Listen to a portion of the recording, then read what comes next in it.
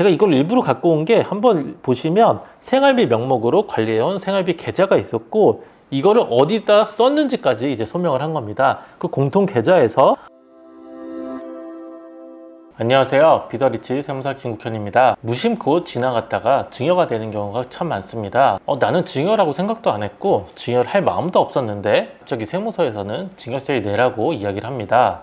예를 들면 손주 학원비, 유학비 보태줬는데 증여가 될 수도 있고요. 부부간에 생활비 줬는데도 증여가 될 수가 있습니다. 그런데 꼭 그런 건 아니고요. 기준이 있습니다. 제가 상담을 하면 아주 많이 물어보시는데 제가 어떤 경우는 증여가 되고 어떤 경우는 증여가 안 되는지 딱 잘라서 이야기를 드리겠습니다. 관련해서 판례까지 가져왔으니까 제가 한번 쉽게 설명을 드리겠습니다. 손주의 학원비, 유학비, 부모님 생활비 어떻게 증여가 되는지 한번 보겠습니다. 기준이 있는데요. 무조건 증여가 되는 건 아니고 대부분은 괜찮습니다. 그런데 어떤 경우에 증여가 될 수 있냐면 증여자의 부양 의무가 있는지에 따라서 좀 다릅니다. 증여자는 주는 사람이잖아요. 이 주는 사람이 부양 의무가 있는지에 따라서 좀 다릅니다. 이건 어떤 경우냐면요. 부모님이 꽤 재력이 있고 소득이 있는데 할아버지 할머니가 손주의 학원비나 유학비를 주는 경우에는 인정하지 않겠다. 이런 경우가 될 거고요. 그리고 수중자의 자력이 있습니다. 수중자가 생활비나 교육비를 자력으로 충분히 감당할 수 있는 경우가 아닌 경우입니다. 자녀가 있는데 부모님이 자력으로 돈을 벌지 않고 있을 때 이때는 할아버지 할머니가 손주를 위해서 학원비를 주고 생활비를 줄 수는 있겠죠. 이런 경우에는 또 괜찮다. 이런 경우가 될 거고요.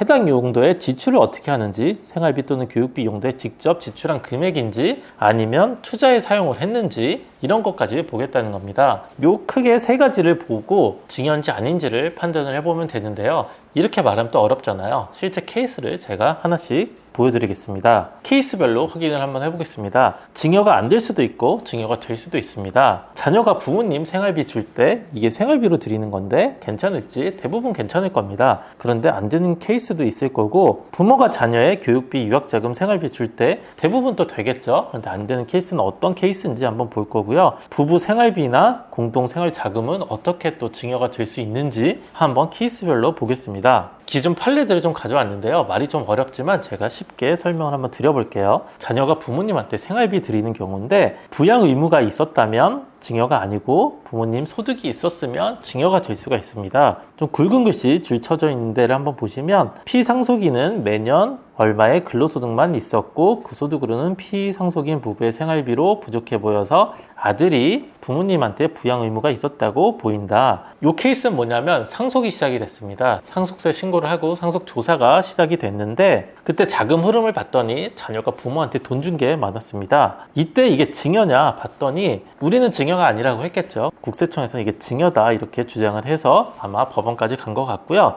이거는 심판원으로 갔네요. 아무튼 부양 의무가 있는지 첫 번째로 봤더니 돌아가신 분 양쪽을 봤더니 소득이 근로소득은 좀 있었지만 생활비로는 좀 부족해 보였다. 그래서 부양 의무가 있었던 걸로 보인다. 그리고 매월 같은 시기에 같은 금액을 입금한 것으로 봐서 생활비처럼 또 보이는 것도 인정이 된다. 그리고 마지막 보시면 피상속인은 돌아가신 분이죠. 돌아가신 분 명의로 차입한 채무도 있었고 신용상태가 좋은 아들 명의의 쟁점 채무를 변경하면서 피상속인 소유의 아파트를 물상 담보도 제공을 했었고 쟁점 채무의 이자는 과거부터 지출하던 이자 지출의 연장이고 새로운 재산을 취득하려고 했던 건 아니다. 그리고 피상속인이 계속해서 소유하는 아파트의 담보대출 이자는 생활비 중 주거 비용의 일종으로 볼 수 있다.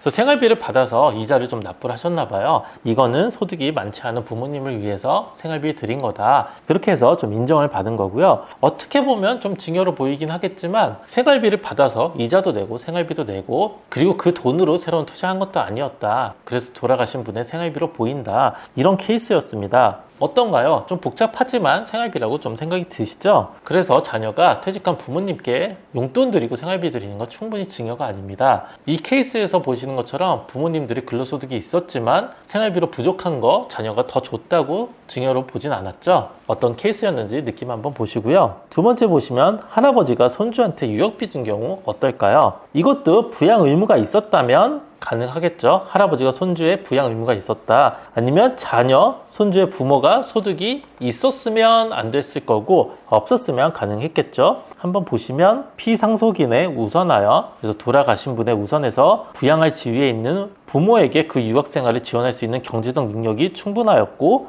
원고 스스로도 이미 피상속인으로부터 증여받은 현금과 잠원동 상가 임대 수익 등으로 대학 등록금, 생활비 등 유학 경비를 감당할 수 있었을 것으로 보이는 데다가 원고의 해외 유학 경비를 통상적인 생활 경비로 봐서 특별한 사정도 발견할 수 없었다. 어떤 말이냐면 이 부모가 충분히 경제력이 있었다는 소리죠.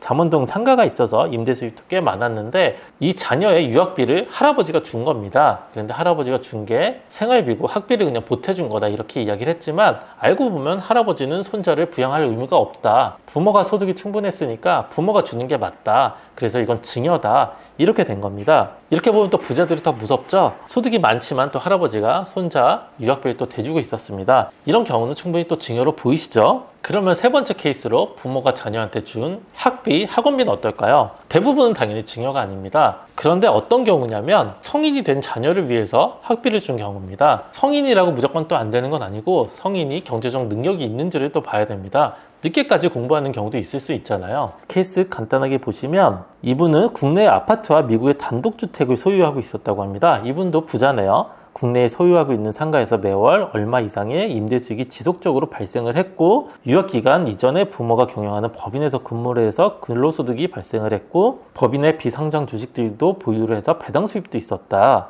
재력이 상당했다. 그러니까 이 자녀가 아빠 회사에서 근무를 하다가 유학을 간 것 같습니다. 그런데 임대소득도 있었습니다. 근데 이 자녀가 해외 유학을 갔는데 원래 그 부모님이 또 유학비를 대준 거죠. 자기 소득이 있었으면 자기 돈으로 유학을 갔어야 되는데 부모님이 또 도와줬으니까 이건 증여다. 이렇게 간 겁니다. 그래서 일반적으로 생각하는 대부분의 학비는 당연히 증여가 아니고요. 다 큰 성인 자녀가 소득이 있었는데 유학비를 받은 경우, 이런 경우는 증여가 충분히 될 수 있습니다. 이런 경우도 생각보다 많이 놓치시더라고요. 저한테 상담 오신 분들 중에 부자분들도 많은데 학비나 생활비는 무조건 된다고 생각하시는데 안 되는 경우도 많습니다. 그리고 네 번째 케이스 한번 보겠습니다. 부부간 생활비인데 부부간 생활비 당연히 증여가 아니겠죠. 공동으로 사용하는 돈이니까 대부분 생활비는 아닙니다. 생활비와 공동 계좌는 대부분 가능합니다. 증여가 아니란 소리죠. 보시면 이것도 조사할 때 나왔겠죠. 쟁점 생활비 계좌로 이체가 됐고 그 금액 등이 이후 실제로 청구인의 통신비, 신용카드 대금, 공과금, 납부에 사용된 것으로 확인되는 이상 이 부분은 배우자 간 공동생활비 등의 목적으로 지급된 것으로 봐서 사전 증여 재산가액에서 제외하는 것이 타당하다. 아마 자금 출처 조사 같은 게 나왔는데 부부간 자금 이체 내역이 있었던 것 같습니다.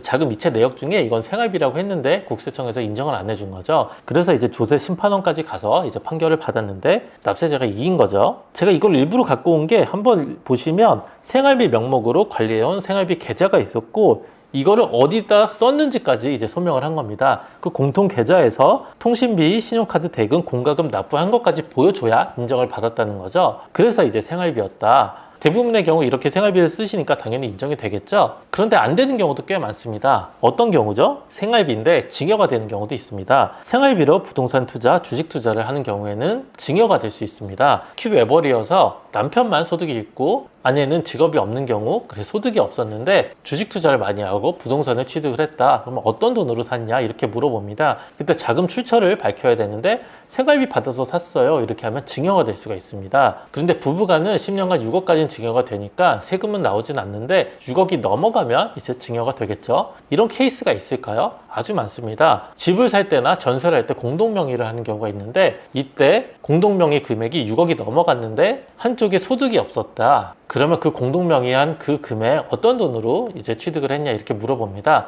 그때 이야기 못하면 증여가 될 수가 있겠죠. 그런데 보통은 이렇게 얘기하죠. 생활비 받아서 아껴가지고 우리가 돈을 많이 모아서 이번에 집을 취득을 했고 경제 공동체니까 우리 공동명의로 했다. 이게 왜 생활비냐 이렇게 생각할 수 있습니다. 충분히 저도 그렇게 생각이 되는데 세법상으로는 누가 이 명의로 샀는지를 보고 부부간 증여는 6억밖에 안 되니까 이상하게 또 증여세가 나옵니다. 그래서 부부간 증여는 아주 넓혀주던지 없애버려야 된다고 생각은 하는데 아무튼 지금 현행 법은 이렇게 되어 있죠. 참고로 미국에서는 부부간 증여 자체가 한도가 없습니다. 공동체니까 그런 거겠죠. 이 쟁점 금액은 비록 생활비 명목으로 지급된 금원 중의 일부라고 하지만 주택 마련을 위한 대출금의 이자로 매월 평균 500만 원 이상이 지급된 것이다. 그러니까 주택 마련을 위해서 대출을 했고 그 이자로 500만 원씩 냈는데 생활비를 받아서 낸 거긴 하지만 알고 보면 증여였다. 이런 이야기입니다. 우리가 당연하게 이런 건 증여라고 생각 안 하는데 세법에서는 증여라고 해서 세금을 매겼죠. 하나 더 보겠습니다. 하나 더 보시면 청구인은 쟁점 금액을 자녀의 교육비와 아파트 관리비, 의료보험, 통신비 등 생활비로 사용한 사실이